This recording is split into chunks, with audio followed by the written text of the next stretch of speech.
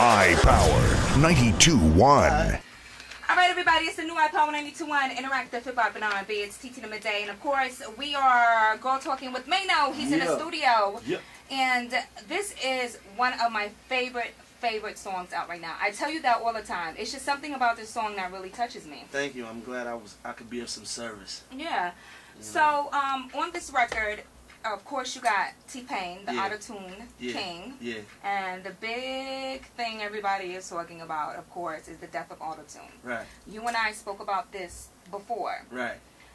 What's your thoughts on the whole Jay-Z trying to kill auto-tune and whatnot? I don't know. I really don't know. I guess it's convenient for him. You know what I'm saying? To come back with a record that's attention grabbing and a little bit controversial. To, you know, for him to generate some type of interest in his situation.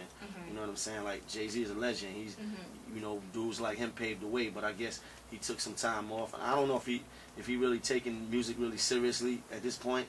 I don't know if he's doing it because he may just do it because he loved to do it every now and then. But I mean, I don't know. I'm not an auto-tune dude. I never put the auto-tune to my vocals, so it don't apply to me.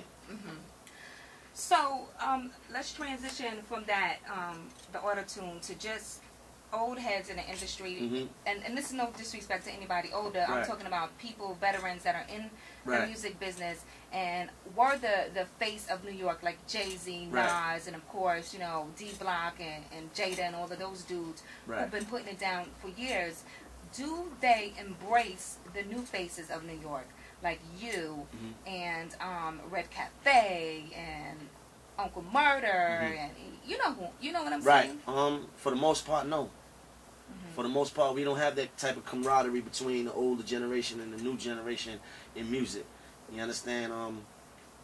But why is that? Because if you look at Atlanta and you see the situation and the movement that they got going on. I'm trying to understand it myself, TT, because me being from where I'm from, and I'm not like a hater. You understand? Like, it's like if I see another man doing this thing, especially if he come from my city, come from my borough, he rep the same hood as I rep, I'm like saluting that. I'm proud of that, especially if I already made my bones. You understand? Especially if I'm up here and I see him coming up, carrying the same trend, and he doing it in a good way. So I'm a salute it. I can't really understand why another man wouldn't. You understand? Like, all I can do is stay focused on what I'm doing. I don't know why Jay would never acknowledge the new Brooklyn. You understand what I'm saying?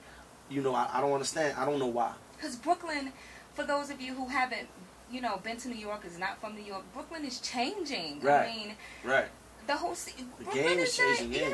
It's like the new Manhattan. Things are different, and Jay-Z has so much power.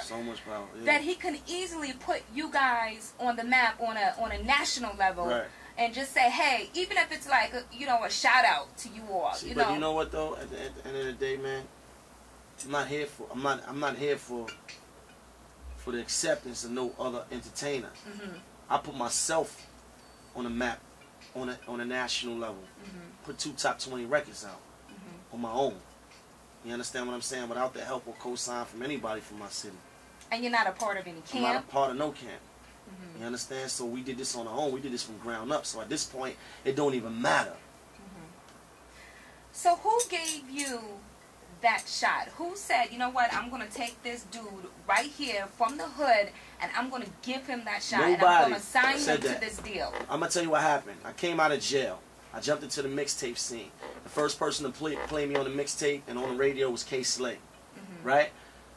What I did from there was I started to try to develop relationships with the DJs in the street, the mixtape DJs. I didn't go cook up a demo and go try to shop. I never shop. So what I did was I kept, you know, getting on mixtapes, Clue, K Slay, Envy, Cutmaster C, all the street mixtapes. Then the DVD game was taking off at the same time, so I jumped on that. I would make a song and then shoot a video for it, and then, you know, I started a buzz. So now another important move I did when I made a song called Rumors. When I made a song called Rumors, it separated me from the average dude on the mixtape. So now I had the industry coming to me. Once I made the song Rumors, I'm talking about I had Atlantic, Universal, Sony on my phone. So then I was able to pick what situation I wanted to go to. So the industry came to me. I created enough of a buzz and interest for me to say, all right, I'm gonna sign to Universal. I signed to Universal in January 2005. Tone from Trackmasters, he was the executive. He was right under Sylvia Rome back then. He signed me, and I thought it was on, but it wasn't. I still was doing me. So actually, nobody really said, yo, I'm just gonna take this dude and I'm gonna give him a shot. I had to earn everything that I got, and I'm still earning it on my own now. Well, rumors to make this upcoming album? Nah. Rumors is not gonna make it. You know what I mean? But Rumors, it was my life. It was probably one of my life-changing records. That was a record. That was a good record. Yeah, it was a great record. It was a great record. Like, and it was a record that I was performing and getting shows before, you know, I had any real major single out. You know, it was people that, forget the high hater thing, it was people that know me from the Rumors. Yeah, that has been following you in the mixtape circuit and whatnot.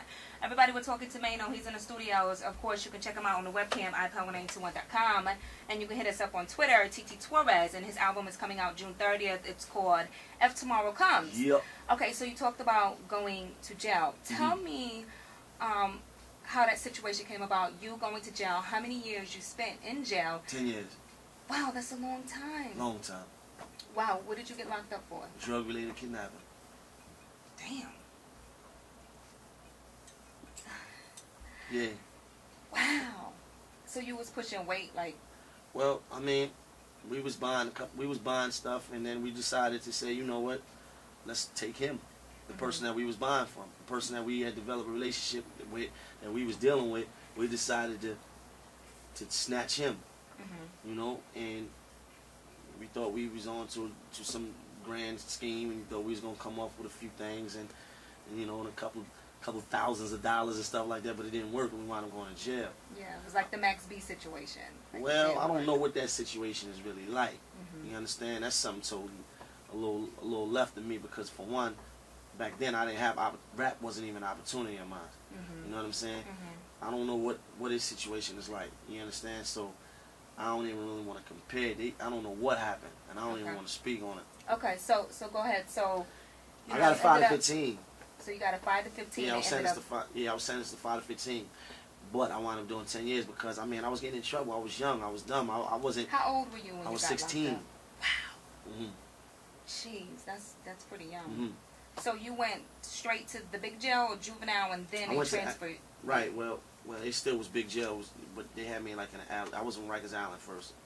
You know, and it was crazy back then. At 16 years old, let's pause right there. At 16 years old, you, as young as you were, on Rikers Island with grown men. Well, they put you in the adolescent area. You understand? They got a jail, C-74, that's just for the adolescents. So I'm in there wilding. But you gotta understand, at that age, I was already well developed in the street. I was already well developed in who I thought I was already. I already scraped manhood already. I had already owned cars, already jewelry, already was in the street for years before that. So at that age, I already was advanced and I felt grown already. I had already made a name for myself in the street.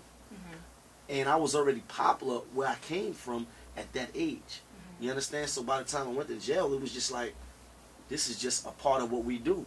You see, I come from an environment that we almost expect to go to jail because it's a part of our life.